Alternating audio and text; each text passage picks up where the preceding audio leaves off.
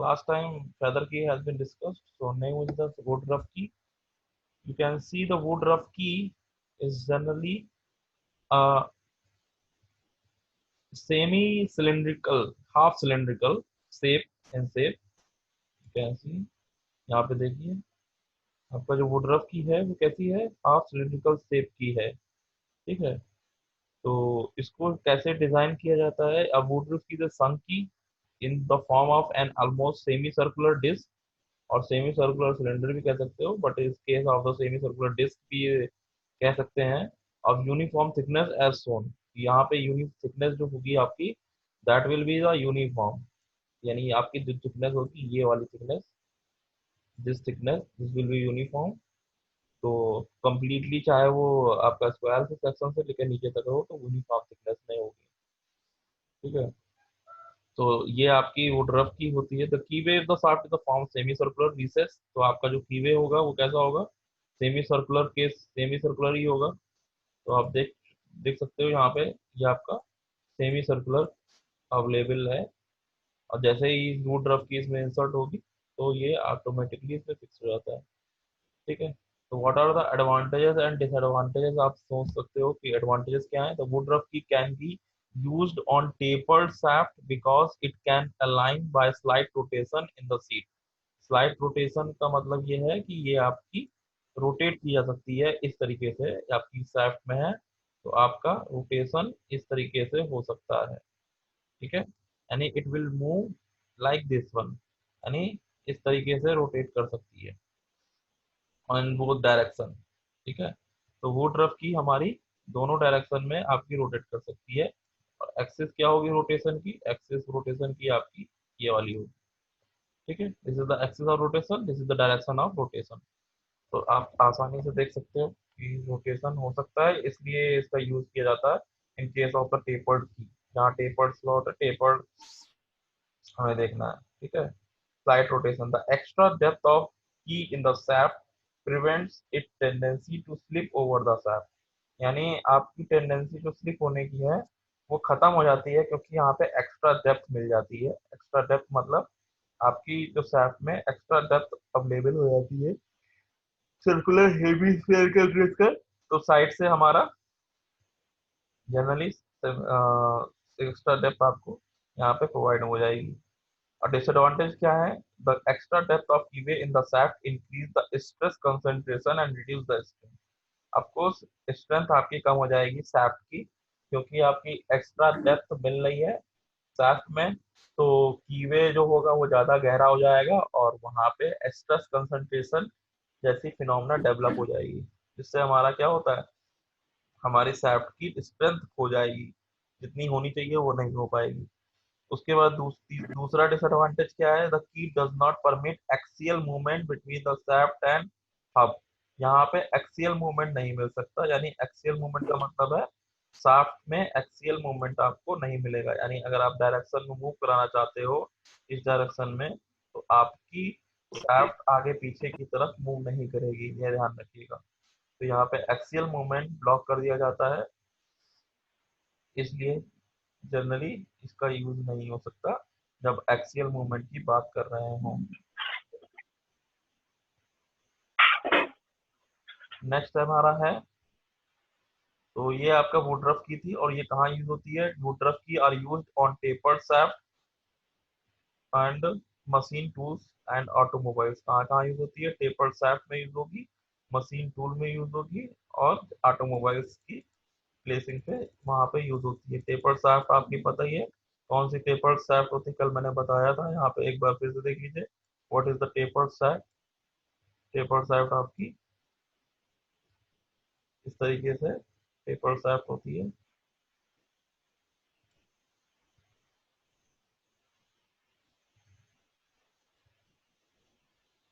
ठीक है, this is your tapered shaft.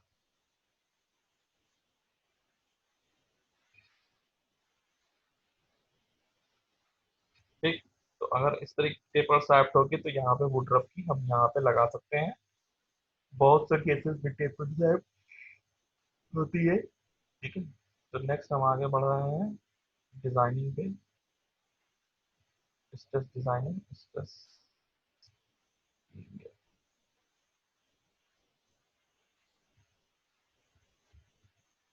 तो design of square and flat keys, तो यहाँ पे design of square and flat keys का एक डायग्राम बना हुआ है, आप देख सकते हैं। This is the diagram. Forces acting on की, तो यहाँ पे कौन कौन से फोर्स एक्ट करेंगे, पहले तो हमें उनको समझना है, तो तभी हम डिजाइन कर पाएंगे, अदरवाइज डिजाइन करना हमारे लिए बेकार होगा। तो हमारे पास फोर्सेस क्या क्या है वो देख सकते हैं। तो ऊपर से देखें, यहाँ पे आपको कई फोर्स लग रहे हैं। एक तो पी डैश लग रहा है वर्टिकली डाउनवर्ड डायरेक्शन में, एक पी लग रहा है from right to left, right to left यानी लेफ्टवर्ड डायरेक्शन में, पी डायरेक्शन में फोर्स लग रहा है। उसके बाद एक बी, बी लग रहा है फोर्स। पी जो लग रहा है वो आपका कहाँ लग रहा है, वो आपका फ्री जो पार्ट है, फ्री पार्ट यानी जो कि शाफ्ट से अटैच नहीं है, उस पार्ट में पी लग रहा है। दूसरा फोर्स बी लग रहा है जो कि शाफ्ट में अटैच है, जिस पॉइंट पे शाफ्ट खत्म हो रही है वहां से पी लग रहा है।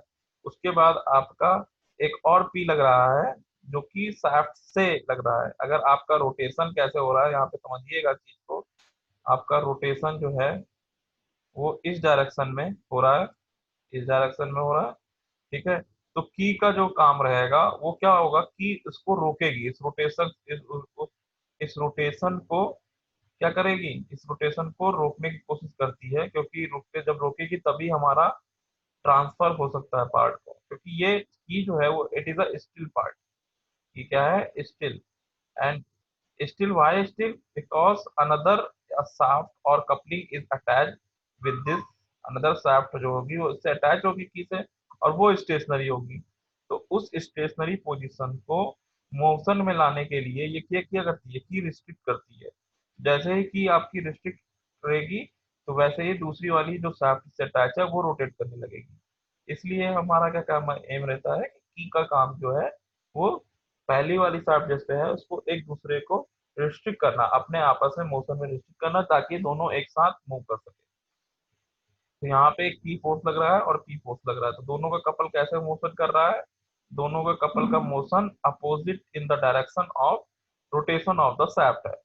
जब अपोजिट डायरेक्शन यहाँ पे पी की बात कर रहे हैं, ये क्या बना रहा है, ये पी और ये पी कपल बना रहे हैं, और इसी कपल के कारण आपकी जो की है वो दूसरी की में, दूसरी शाफ्ट में रोटेशन को आपको क्या करेगी, पहुंचाएगी, ट्रांसफर करेगी। तो इसलिए यहाँ पे की क्या काम कर रही है, उल्टा रोटेशन प्रोवाइड करा रही है, ध्यान रखिएगा इस चीज, ठीक है। नेक्स्ट आपका यहाँ पे कुछ डायमेंशन दे रखी है। डायमेंशन क्या है, एच है और यहाँ पे बी है, यानी एच उसकी हाइट हो गई और बी उसकी विड्थ हो गई।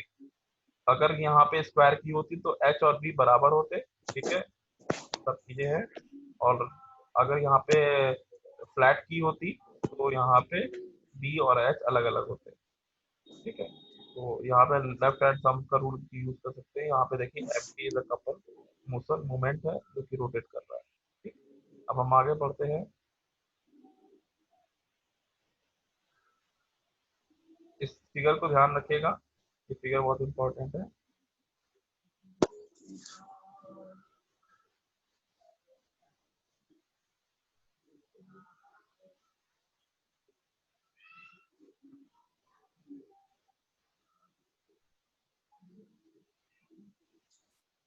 यहाँ पे देख सकते हैं what is the P transmission, यहाँ पे लिखा हुआ है the cross sectional width of the B and height is the transmission of torque from shaft to the hub results in two equal and opposite force denoted by P। आपको बताया ना, transmission जो हैगा शाफ्ट का वो equal and opposite force के कारण होता है, डिनोटेड बाय P, यानी जो आपका P है, this P and this P, दोनों P जो है हमारे वो इक्वल एंड अपोजिट फोर्सेस है जो कि कपल बना रहे हैं, और यही कपल ट्रांसफर करेगा मोशन को। The torque empty is transmitted by the means of force P acting on the left surface AC of the key, ठीक है। एम्प्टी है वो ट्रांसमिटेड हो रहा है किसी दूसरी शाफ्ट से इस शाफ्ट में, तो ये हमारा एसी एसी पे लग रहा है, सरफेस एसी पे लग रहा है ऑफ द की। सरफेस एसी हमारी यहाँ पे देखिए ए और सी सरफेस जो है, जो कि आपकी शाफ्ट में इनबिल्ट है, ध्यान दीजिएगा। यहाँ पे सरफेस एसी शाफ्ट के अंदर इनबिल्ट है, और सरफेस बीडी जो शाफ्ट के बाहर है, ठीक है। सरफेस एसी जो है आपकी वो क्या है, शाफ्ट के अंदर है, और सरफेस बीडी आपकी शाफ्ट के बाहर है, ठीक है। तो एसी सरफेस जो है वो की पे लग रहा है हमारा पी एक्टिंग ऑन सरफेस, ठीक है। उसके बाद क्या है, and opposite force P acting on the right surface dB and the key the reaction of the her. It is observed that the force P on the left surface AC and its equal opposite force P on the BD are not in the same plane। यानी AC और BD जो है वो same plane में नहीं है, AC और BD जो सेम प्लेन में नहीं है, और P दोनों अलग अलग प्लेन में है। ऑफ कोर्स अलग अलग प्लेन में है, क्योंकि एक शाफ्ट के प्लेन में है और एक आपके आउटर प्लेन में है। तो हमारा जो P1 है, force P1 acting resisting couple preventing the key of roll in keyway, ठीक है। So exact location of force P on the surface AC is unknown. So in order to simplify the synthesis, assume that P is tangential to shaft diameter। तो यहाँ पे जो P होगा वो कैसे हो जाएगा, P equals to M equals to क्या होता है आपको पता ही होगा, force into perpendicular direction. M यानी मोमेंट इज इक्वल्स टू क्या होता है, फोर्स इनटू परपेंडिकुलर डायरेक्शन, ठीक है। तो यहाँ पे फोर्स क्या हो जाएगा, मोमेंट अपॉन परपेंडिकुलर डायरेक्शन। तो यहाँ पे P की वैल्यू जो हो जाएगी, यहाँ पे चेक करिए, what is the P। P क्या हो जाएगा, P is equals to moment divided by perpendicular direction.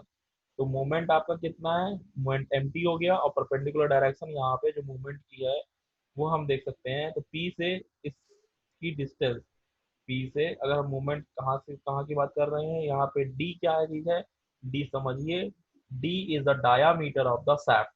D क्या है, D is diameter of the SAP. और अगर आपको P का मूवमेंट निकालना हो, P का मूवमेंट निकालना हो, इस वाले P का मूवमेंट निकालना हो, तो कैसे निकालोगे, यहाँ से P का मूवमेंट यहाँ से यहाँ तक की डिस्टेंस होगी P, ठीक है। यहाँ से यहाँ तक की डिस्टेंस आपकी क्या होगी, P होगी। अब यहाँ पे देखिए D का हाफ है, कितना है, D का हाफ है। तो हम क्या ले रहे हैं, हम एज्यूम कर ले रहे हैं कि जो P है वो कहाँ लग रहा है, वो इसके शाफ्ट के सरफेस पे लग रहा है। ध्यान दीजिएगा, वो सरफेस कहाँ पे है, वो यहाँ पे लग रहा है, इधर लग रहा है, इस टाइम इस पोजीशन पे लग रहा है, ठीक है। ना ही हमारा P जो है वो ऊपर है, यहाँ पे P नीचे लग रहा है। तो हमें लोकेशन पता नहीं है, तो इसलिए हम क्या मान ले रहे हैं कि P जो है वो B और A पॉइंट पे काम कर रहा है, ठीक है। वो कहाँ काम कर रहा है, B और A पॉइंट पे एज्यूम करके चल रहा है, ठीक है। और तो यहाँ से क्या हो जाएगा, P multiply by perpendicular distance क्या हो जाएगी, परपेंडिकुलर डिस्टेंस D हो जाएगी, क्योंकि D/2 हो जाएगी, because this is R radius, और D/2 भी रेडियस ही होती है। तो यहाँ पे क्या हो जाएगा, P/2 हो जाएगा। तो इस तरीके से आपका यहाँ से P की वैल्यू 2mt/d आ जाएगा। यहाँ पे देखिए क्या लिखा हुआ है, mt ट्रांसमिटेड टॉर्क है, D शाफ्ट डायमीटर है, P फोर्स ऑन की है, ठीक है। तो इस तरीके से हमने क्या डिफाइन कर दिया कि जो P हमारा लग रहा है, फोर्स जो कि एक शाफ्ट से हब में ट्रांसफर होता है, उसको हम फोर्स कहते हैं। और फोर्स कैसे निकाला है हमने, मोमेंट के थ्रू निकाल दिया, ठीक है। अब उसके बाद आती है बात, फोर्स कैसे एक्ट करेगा, स्ट्रेस कैसे डेवलप होगी। तो यहाँ पे देखिए शियर स्ट्रेस डेवलप होने की कोशिश हो रही है। तो ये सब देख सकते हो, एक P इधर डायरेक्शन में लग रहा है, ठीक है। यहाँ पे देखिए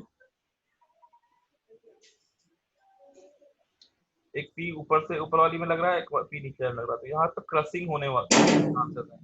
तो अरे क्रशिंग होने के चांसेस है। तो यहाँ पे देखिए P जो नीचे वाला है और ऊपर वाला है, दोनों क्या करेंगे, यहाँ पे क्रश कर देंगे, क्रश करने की कोशिश करेंगे। तो यहाँ पे क्या क्या इस पोजीशन पे क्रश होने के चांसेस लग रहा है, ठीक है। क्रशिंग एरिया जिसे कहते हैं, crushing area in the SAP.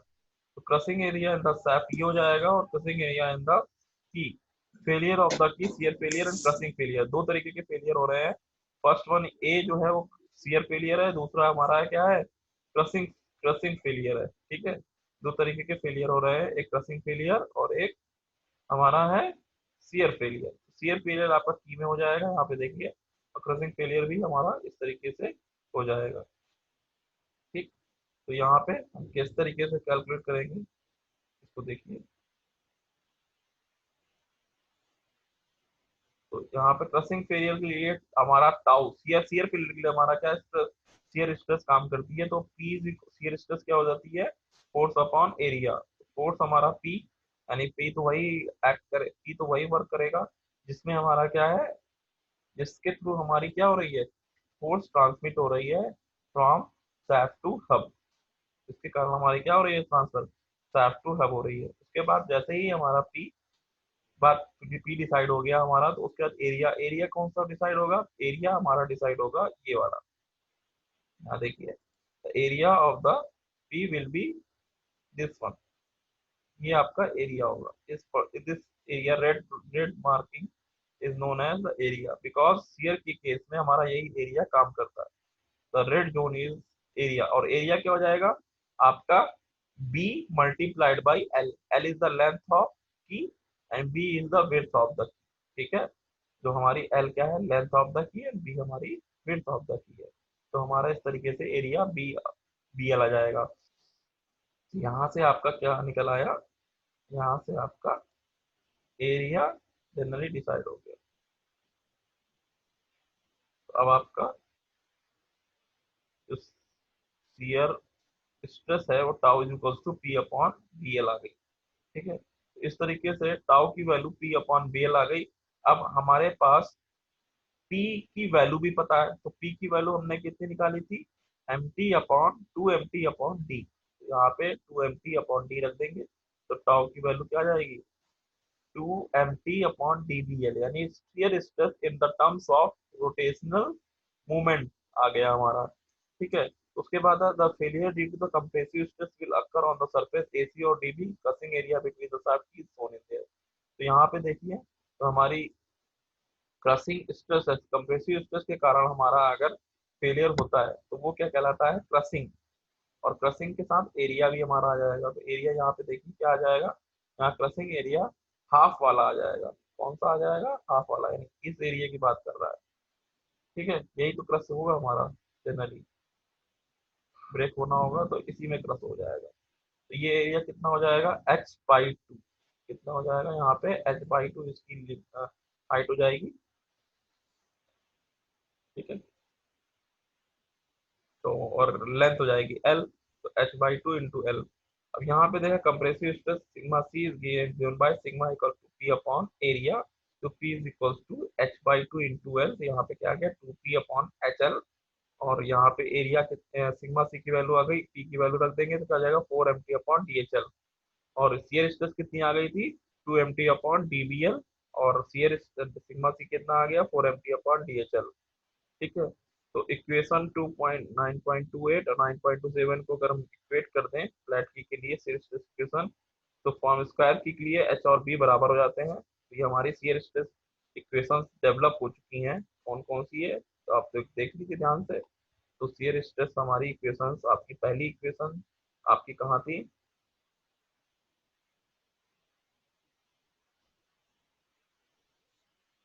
पहली इक्वेशन आपकी ये है, जिसे हम कह रहे हैं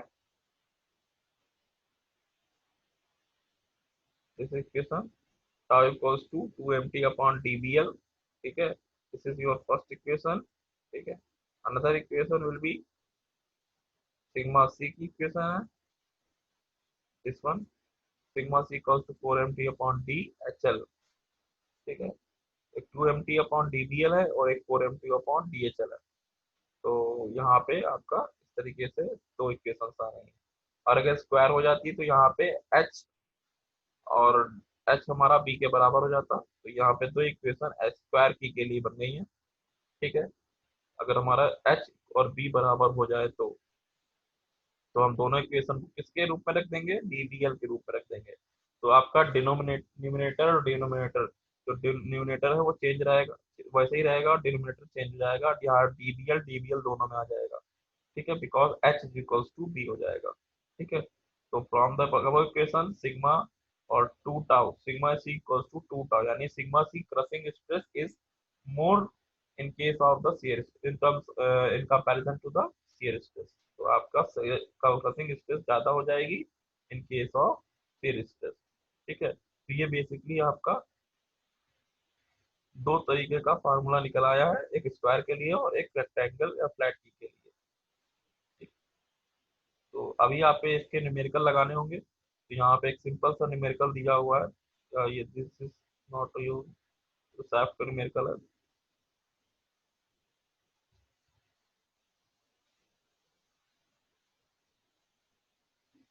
सैफ के न्यूमेरिकल के साथ इन्होंने जोड़ रखा है, तो आप एक न्यूमेरिकल नोट कर सकते हैं, सभी लोग नोट कर ले न्यूमेरिकल।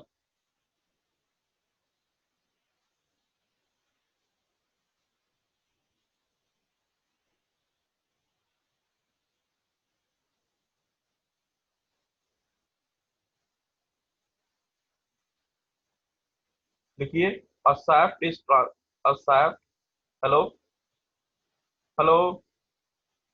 Yes sir. हाँ, सभी लोग क्वेश्चन नोट कर लीजिए, मैं बोल रहा हूँ। अ transmission shaft, a transmission shaft providing torque of, a transmission shaft providing torque of 198,943,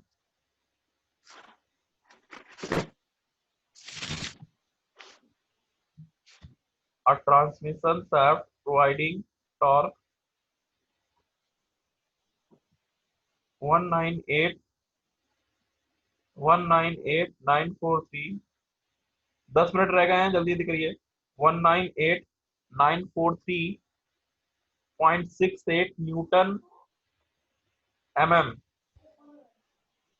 198,943.68 Newton mm,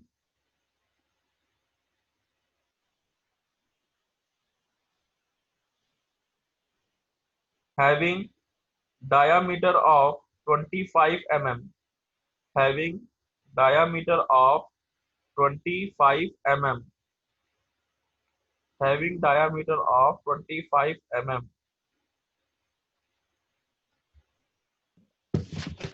having diameter of 25 mm.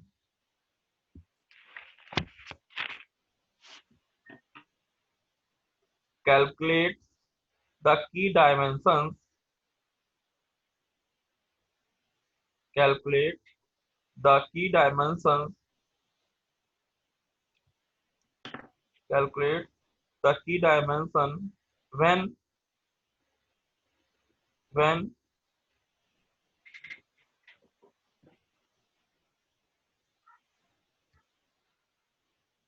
when a square key used, when square key used with side equals to, when square key used with side equals to 1/4 of the shaft diameter, when with sides equals to 1/4 of shaft diameter, 1/4 of shaft diameter। ठीक है, सबने note कर लिया होगा। ठीक है, तो इसको डिजाइन करना है। ठीक है, आप लोग सभी लोग इसको डिजाइन करिएगा, कल बताओ, कल आप लोग आंसर इसका बताइएगा। और इसका सिंपल क्वेश्चन यही क्वेश्चन है, इसी क्वेश्चन को मैंने मॉडिफाइड कर दिया है।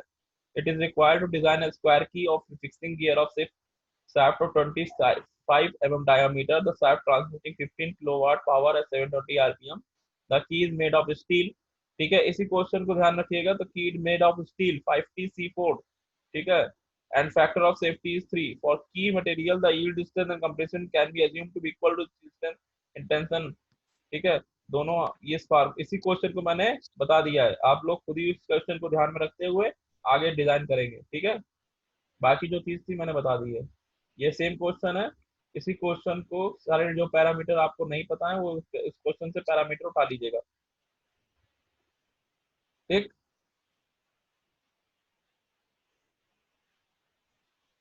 कितने लोग आ गए हैं, अटेंडेंस ले लेता हूँ मैं। 11 लोग हैं, 10 लोग हैं।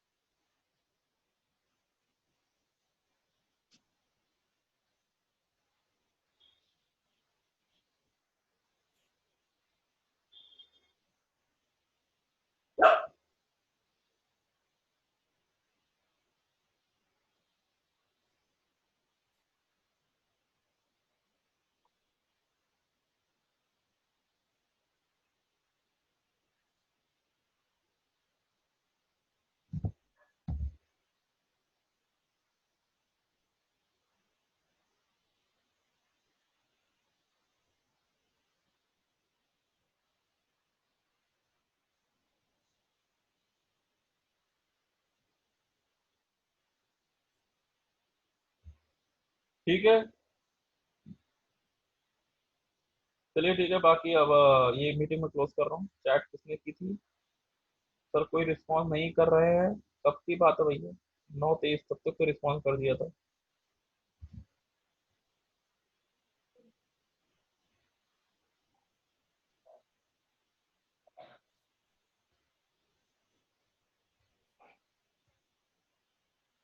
किसी को कोई क्वेश्चन पिछले वाले चैप्टर से बताइए। इज देयर एनी क्वेश्चन जो भी मैंने बताया, जितना भी मैंने पढ़ाया? देखिए, दो ही फार्मूले इसमें डेरिवेशन के हैं। हेलो, इसमें डेरिवेशन के यस सर। दो फार्मूले हैं डेरिवेशन के। एक तो tau is equal to 2 mt upon dbl, और दूसरा है 4 m sigma C equals to 4 mt upon dhl। ठीक है, तो ये तब यूज होगा जब आपका सैडल की हमारी कैसी होगी, रेक्टेंगल फ्लैट टाइप की। और h इक्वल्स टू b कर सकते हो आसानी से, क्योंकि जब स्क्वायर के लिए लोगे तो h इक्वल्स टू b हो जाएगा। तो फार्मूले में कोई चेंजेस नहीं आएगा, बस खाली h की जगह b रख दिया जाएगा। तो एक formula tau is equal to क्या हो जाएगा, 2 mt अपॉन dbl, और दूसरा वाला भी हो जाएगा tau sigma C equal to 4 mt upon dbl। इसके बाद कोई भी चेंजेस नहीं है इसमें। तो आपको जो बेसिक समझाना था बस यही हमारा फार्मूला में क्या हो रहा है, क्या किस तरीके से करना होता है। यहाँ पे दो तरीके के फेलियर बताए गए हैं फेलियर ऑफ की में। एक तो आपका सियरिंग फेलियर हो गया, दूसरा क्रसिंग फेलियर हो गया। ठीक है, तो क्रसिंग फेलियर में आपका किस तरीके से एक्ट करता है, साइड लेंथ आपकी एक्ट करेगी, और इसमें आपकी टॉप टॉप एरिया एक्ट करेगा। साइड एरिया क्रसिंग में एक्ट करेगा, और टॉप एरिया किस में एक्ट करेगा, सियर में। समझ में आया? हेलो? हाँ हेलो? ना सर। हाँ, तो यहाँ पे एक सिंपल सी चीज है कि साइड एरिया जो अभी आपको बताया मैंने, ये एक इम्पोर्टेंट है कि ये टॉप एरिया किसमें एक्ट कर रहा है, सियर में। और ये साइड एरिया एक्ट कर रहा है, हाफ साइड एरिया एक्ट कर रहा है किसमें, क्रसिंग में। तो इतना ध्यान रखिएगा। तो टॉप एरिया इंपॉर्टेंट है सियर के लिए, आप हमेशा टॉप एरिया कंसिडर करेंगे, और साइड एरिया कंसिडर करेंगे क्रसिंग में। इतना ही मान के चलिए। ठीक है, तो बस इसी में फार्मूले से सिंपल दो फार्मूले हैं, और कोई इम्पोर्टेंट नहीं है इसमें।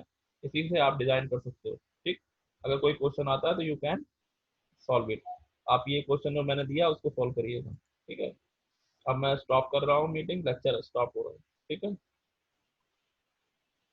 कल भी आपका लेक्चर शायद जल्दी है, तो आ जाइएगा समय पर। जब मैं डालता हूँ तो 5 मिनट के अंदर सभी लोग आ जाया करिए। ठीक है, ओके, बाय।